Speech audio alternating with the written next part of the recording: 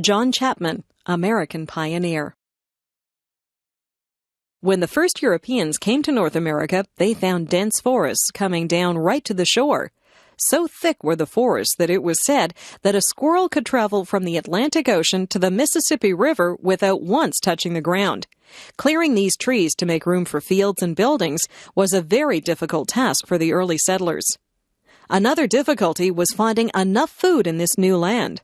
Many European crops could not grow in this climate. Carrying and storing seeds over a long period was also risky. Native Indians were often helpful in teaching the settlers how to find food, but sometimes there were no Indians nearby, or they were hostile. John Chapman is famous today because he helped the early settlers grow one important product: apples. Apples could be eaten fresh in the fall or stored through the winter. They could be made into fresh apple juice or alcoholic cider. They could be dried or made into applesauce. Apples also could be made into vinegar, which is very useful for keeping vegetables from spoiling. John Chapman was born in Massachusetts in 1774, the year before the American Revolution began. John's father joined George Washington's army to fight for American independence from Great Britain.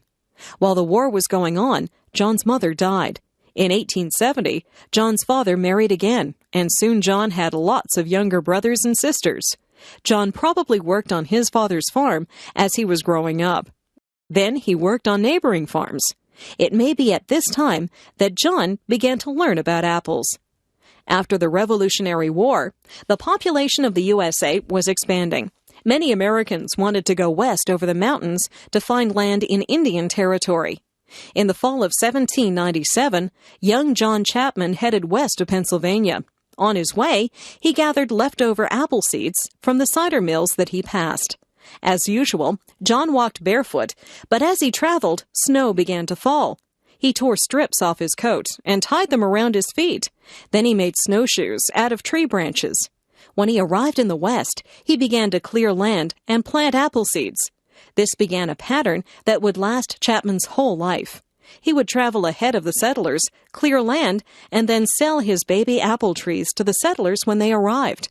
When the area became too settled, Chapman would move further west and start again. Many settlers regarded John Chapman as a strange character. He never bought new clothes, but wore whatever old clothes came his way. But he was always welcome at a settler's cabin. John was good at clearing land, telling stories, and growing apples. He liked children, and children liked him. He was a religious man and would read to the settlers about God and living together peacefully. At this time, there was conflict between the settlers and Indians about land. John managed to be friendly with both groups, but John did warn the settlers if the Indians were planning to attack them. Every fall, John went east to gather more apple seeds. He would then go farther west and find some empty land to plant his seeds. During the warm weather, he tended all his fields of baby apple trees. Once they were properly grown, he sold the seedlings to settlers. When he had earned enough money, he bought land to grow more apple trees. In his own lifetime, he became known as Johnny Appleseed. Legends grew up about him. It was said that his bare feet could melt snow and that he could leap across rivers. Johnny Appleseed never built himself a real home. He was a wanderer all his life, traveling west to Indiana and Iowa and back